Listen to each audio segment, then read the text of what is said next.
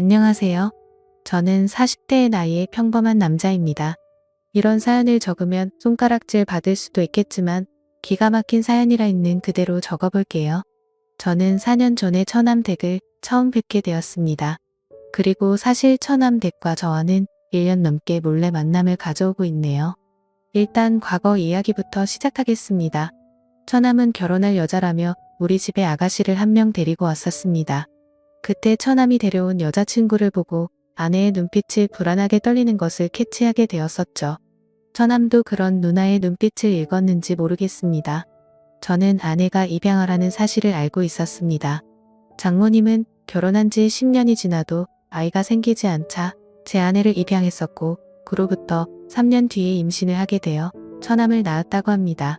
어릴 적부터 둘의 사이는 누구보다 끈끈했다고 하더라고요. 아무튼 아내가 정성껏 차린 식사를 함께 하면서 처남댁이 될 여자를 조용히 바라봤습니다. 다소곳하게 다리를 모으고 앉아서 얌전하게 식사를 하는 처남댁은 너무 순진해 보이고 예뻐 보였습니다. 하지만 어색한 시간이 조금 지나고 보니 성격은 매우 쾌활했습니다. 그 자리에서의 만남이 쉬운 자리는 아니었지만 이런저런 이야기를 나누다 보니 조금 편해진 느낌이 들었습니다. 처남댁은 제게 맥주를 따라주었고 저는 묘한 기분이 들면서 이상하게도 처남댁에게 관심이 가기 시작했습니다.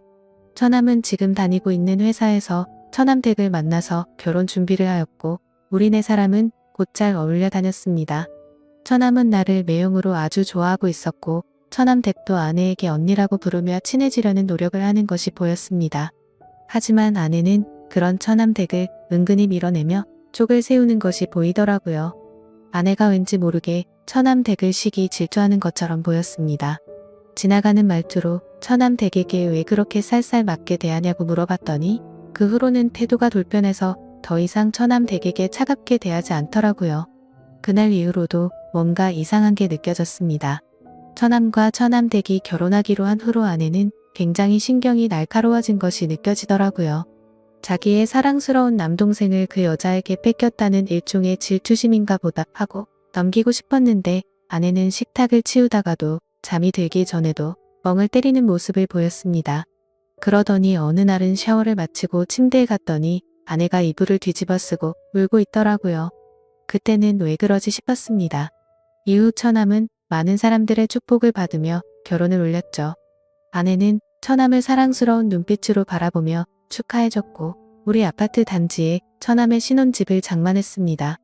처남댁은 형제가 없어서 그런지 우리 부부와 어울리는 것을 좋아해서 그런 결정을 내렸던 거죠. 결혼 전에 집을 알아볼 때, 혼수를 장만할 때, 집 계약을 할 때도 우리 부부와 함께하고 의지했습니다. 처남댁은 나를 보며 고모부가 너무 의지된다고 하면서 감사 표현을 하더군요.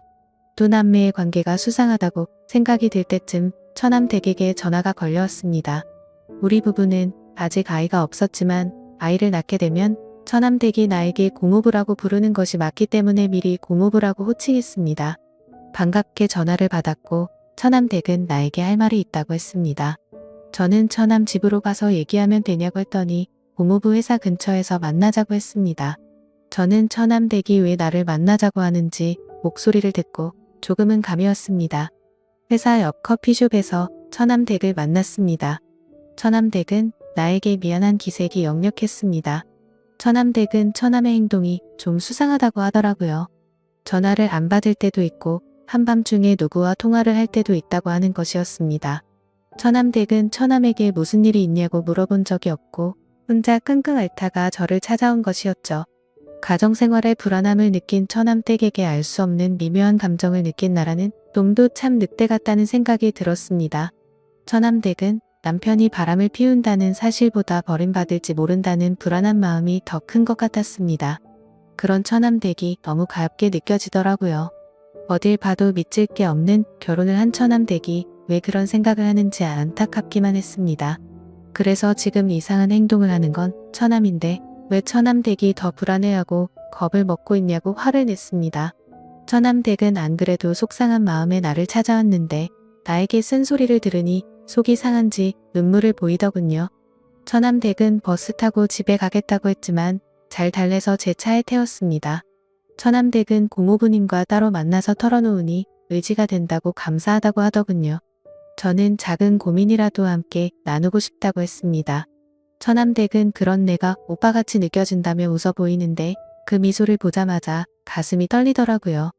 그날 처남댁을 차에서 내려준 뒤 처남은 정말 못할 짓을 하고 있다고 나쁜 놈이라는 생각이 들었습니다. 그리고 얼마 후에 처남댁에 아버지가 몸이 좋지 않아 병원에 계신다는 연락을 받았고 처남댁은 급히 고향에 내려가게 된 날이었죠. 저는 회사 일이 일찍 끝나 집에 일찍 퇴근했습니다. 아내는 집에 없었고 밤중에 들어오더군요. 어디 갔다 오냐고 물었더니 평소에 늦는 사람이 웬일로 일찍 들어왔냐고 당황해하는 것이었습니다. 아내는 동생 집에서 저녁 차려주고 얘기 좀 하고 왔다고 하더라고요. 그때 나는 등이 오싹해지는 느낌이 들었습니다. 혹시 처남이 한눈 파는 상대가 내 와이프일지도 모른다는 생각이 들더라고요. 그 둘은 서로 피가 안 섞인 남남이고 내가 처남과 술을 마신 날에 처남이 우리 집에서 잠을 자고 가는 날이 많았던 게 생각이 났었습니다. 아내가 처남을 애타게 찾는 날도 있었고 처남이 집에 안 간다고 버틴 날도 있었던 것이 떠올랐어요. 저는 퍼즐 조각이 맞춰지는 듯한 느낌을 받았습니다. 그래서 처남과 일부러 집에서 술을 마신 뒤 제가 먼저 술에 취한 척 견기를 해보았었죠. 처남은 집에 가지 않고 거실에서 잔다고 했고 나는 일부러 코를 골며 자는 척했습니다. 그러다가 내 숨소리가 안정되니 둘이 속닥거리는 소리가 들렸습니다. 옷방으로 가서 같이 있자고 하는 소리를 듣고 말았던 거죠. 촉을 세우고 그 둘의 만행을 다 알게 되었습니다. 그래서 당장 들이닥칠까도 생각해봤지만 이렇게 넘어가는 건 아닌 것 같아서 증거라도 모으려고 일단 넘어가게 되었죠. 다음날 처남 댁의 아버지는 병원에서 투병하시다가 돌아가셨다는 소식을 듣고 와이프와 함께 조문을 갔습니다. 처남 댁은 얼굴이 퉁퉁 부어 있더라고요. 너무 많이 울어서 정신을 못 차려서 우리가 좀 쉬라고 했지만 고집을 꺾지 않았습니다. 처남 댁의 그런 모습이 너무 안쓰러웠지만 처남 댁을 꼭 껴안고 위로해주지 못해 안타까운 마음이 들더라고요. 그렇게 아버지를 보내드린 뒤 처남 댁은 한참 동안 힘들어했습니다. 우리 집에서 같이 생활을 하면 어떨까 생각도 해봤지만 그건 좀 오버하는 것 같아서 그냥 잠자코 있었죠. 그날 이후 아내와 같이 처남 댁으로 매일 찾아갔습니다. 아내와 처남의 불륜 증거라도 찾으려는 생각도 있었고 사실 처남 댁을 보고 싶고 위로하고 싶은 마음에 찾아갔었죠. 최대한 내색하지 않고 같이 식사를 하고 밝은 분위기를 만들었습니다. 그러던 중 하루는 넷이 모여서 해물파전을 만들어서 막걸리와 함께 먹고 있었죠. 왁자지껄한 분위기에서 처남 댁은 안정을 되찾는 듯 했습니다. 그런데 저는 아내와 처남이 서로 좋아하는 눈빛을 교환하는 것을 캐치하게 되었죠. 증거를 더 찾아야 해서 내색할 수 없었지만 이제 확실하게 알았습니다. 그리고 처남 댁이 자꾸 신경 쓰이기 시작하더군요. 저도 모르게 점점 더 처남 댁에 대한 마음이 커져갔고 도저히 참지를 못하고 어느 날 저녁에 연락을 했습니다. 처남 댁에게 알려줄 게 있는데 처남과 아내에게는 알리지 말고 조용히 만나자고 했죠. 처남 댁에게 저녁을 같이 먹자고 했고 처남 댁은 흔쾌히 알겠다고 하더군요. 우리 둘은 조용한 레스토랑에서 만났고 요즘 어떻게 지내냐고 물었습니다. 아버지가 유독 자기를 예쁘게 대해줬는데 그런 아버지를 떠나 보내서 슬픔이 무척 컸었다네요. 그래도 요즘은 저희 덕분에 좀 많이 나아졌다고 했습니다. 그래서 어렵게 저는 말을 꺼내고 말았죠. 사실은 아내와 처남이 친남매 사이가 아닌데 만남을 가지는 것 같다고요. 그러자 처남 댁도 이 사실을 눈치챘는지 자신도 이미 알고 있었다고 했습니다. 그런데 자신도 증거물을 찾기 위해서 역겨운 생활을 이어가고 있다고 하더라고요. 그래서 처남 댁과 저는 같은 상황에 처했는데 우리라도 서로에게 힘이 되자고 말했고 살면서 어려운 일 있으면 언제든 얘기하라고 했죠. 그렇게 저희는 이야기를 더 이어갔고 와인을 마시기 시작했습니다. 그런데 처남 댁이 술에 취해서 그런지 눈물이 글썽거리더라고요. 그래서 저는 얼른 옆자리로 자리를 옮겼고 그녀를 토닥여주면서 위로해 주었습니다. 그 순간 기분이 묘해졌고 저도 모르게 그녀에게 제 마음을 솔직하게 말을 했죠. 사실 처음 보는 순간부터 좋아했다고 고백을 했고 처남 댁과 또 데이트하고 싶어요 하고 말을 했습니다.